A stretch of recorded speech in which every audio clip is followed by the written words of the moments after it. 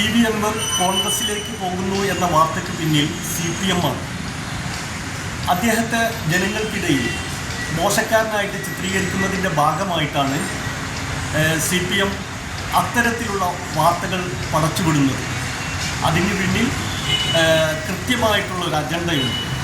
നിലമ്പൂർ ഇലക്ഷനിൽ അദ്ദേഹം ഏറ്റവും വലിയൊരു ഫാക്ടറാകാൻ പോവുകയാണ്.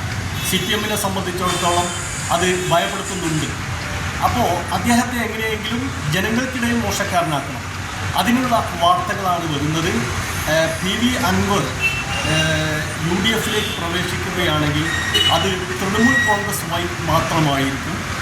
അദ്ദേഹം ഒറ്റയ്ക്കോ അല്ലെങ്കിൽ മറ്റൊരു പാർട്ടിയിലേക്കോ പോകുന്ന ഒരു പ്രശ്നവുമില്ല.